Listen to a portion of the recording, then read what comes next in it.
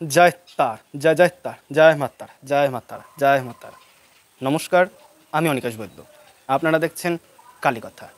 আজকের কালীকথায় আপনাদেরকে যে তিনটে জায়গায় ঘুরতে নিয়ে যাব, সেই তিনটে জায়গায় ঘুরতে যাওয়ার পেছনে, মানে সেই মন্দিরগুলোর পেছনে কী ঘটনা আছে অলৌকিক, সেগুলো সবই বলবো। কিন্তু সেই জায়গাগুলোর নাম শুনবার আগে বা সেখানে যাওয়ার আগে কিভাবে যাবে বা আসবে কিভাবে, সেটাও আমি জানিয়ে দেবো। কিন্তু সেটা শুনবার আগে তোমরা একটা ছোট্ট কাজ করো, সেটা হলো আমার ইউটিউব চ্যানেলটি সাবস্ক্রাইব করো, বেলাঙ্গাটি ক্লিক করো এবং লাইক, কমেন্ট আর শেয়ার করতে ভুলো না। প্রচুর প্রচুর পরিমাণে শেয়ার করো। তো আজকে তোমাদেরকে যে তিনটে জায়গায় ঘুরতে নিয়ে যাবো তা হলো কাশিমবাজার ভাটপাড়ার মধ্যেই এই জায়গাগুলো পড়ে। কাশিমবাজার স্টেশন এসে তোমরা যদি টোটো করো তাহলে এখান থেকে যেতে পারবে। তো কীভাবে কাশিমবাজার স্টেশন আসবে সেটা বলে দিচ্ছি।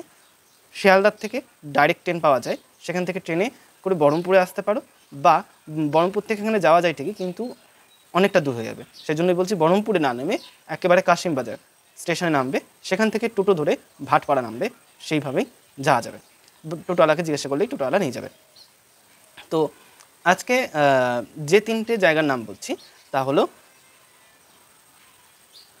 পাতালেশ্বর, আর একটা হলো আনন্দময়ী কালীবাড়ি, আর হচ্ছে ব্রহ্মময়ী মায়ের মন্দির।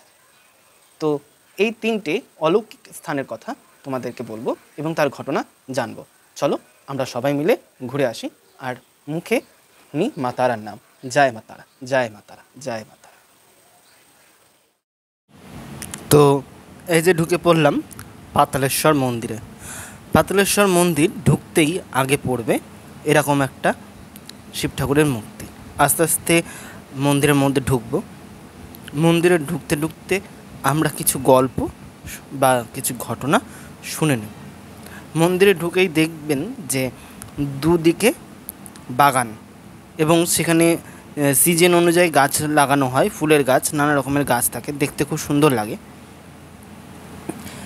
এই যে যে চত্বরটা দেখছেন, এইখানেই নাকি 108টা শিবের মন্দির ছিল, লোকমুখে শুনতে পাওয়া যায়। কিন্তু এখন সে জায়গায় একটাও শিব মন্দির নেই। শুধুমাত্র একটা শিব মন্দির আছে, যাকে আমরা পাতালেশ্বর বলে থাকি। এই পাতালেশ্বর মন্দির কীভাবে এলো সেটাও জানিয়ে রাখি। সেটা হলো যে কোনো এক সময় এই মূর্তি নাকি মাটির থেকে উঠে এসেছিল, পাতাল থেকে যেহেতু উঠে এসেছিল তাই এর নাম দেওয়া হয়েছে পাতালেশ্বর, বা স্বয়ং শম্ভু নিজে প্রকট হয়েছিলেন।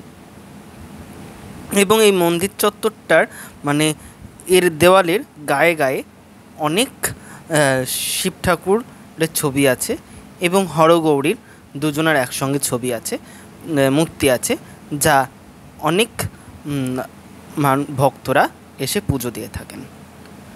তো এই মন্দিরের বাম দিকে পড়ছে মা মনসা মন্দির এবং ডান দিকে আছে সিদ্ধিদাতা গণেশের মন্দির।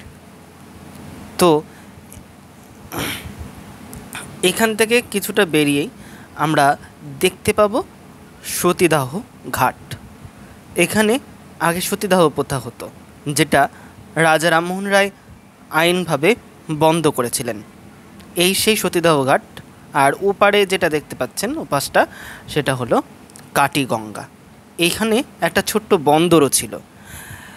ইংরেজদের সময়কালে যখন ইংরেজরা শাসন করছিলেন, তো সেই সময় এই ভাগীরথী গঙ্গাকে কেটে নিয়ে এসে এখানে গঙ্গাকে আনা হয়েছিল, তাই এর নাম হয়েছিল কাটিগঙ্গা। এবার আমরা ঢুকছি আনন্দময়ী মায়ের মন্দিরে। আনন্দময়ী মা, এই মায়ের মন্দির রে চত্বরটা আপনারা দেখতেই পাচ্ছেন। তো এখানে একটি শিবের মূর্তিও আছে, আর এখানে মা বিরাজ করছেন, আনন্দ দিচ্ছেন সবাইকে। তো এখানে মায়ের যে মূর্তিটি দেখতে পাচ্ছেন, তো খুবই সুন্দর মৃন্ময়ী মায়ের মূর্তি। এখানে নেতাজি সুভাষচন্দ্র বোসও এসেছিলেন, সেই সময় অনেক বিপ্লবীরা এখানে এসেছিলেন। এছাড়া অনেক ডাকাত এখানে এসে ঘাঁটি বেঁধেছিল, মায়ের পুজো করত তারা, কিন্তু কোনো এক কারণে তারা মায়ের মূর্তি ভেঙে চলে যায়। মায়ের হাত পা পড়ে থাকে মেঝেতে। এই অবস্থা দেখে রবি ঠাকুর সেখানকার তখন সেবায়েত ছিলেন। তো রবি ঠাকুরের কাছে আমি নিয়ে যাচ্ছি, উনি এখানে সমাধি রেখেছিলেন, তার দেহ রেখেছিলেন তিনি।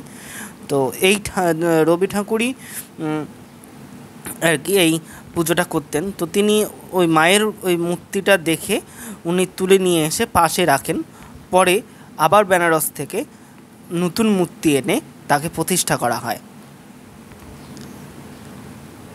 এরপরে আপনারা দেখছেন ব্রহ্মময়ী মায়ের মন্দির, মা ব্রহ্মময়ী। এখানে মা ব্রহ্মময়ীর যে শিলাটা দেখতে পাচ্ছেন তা হলো মা দুর্গার।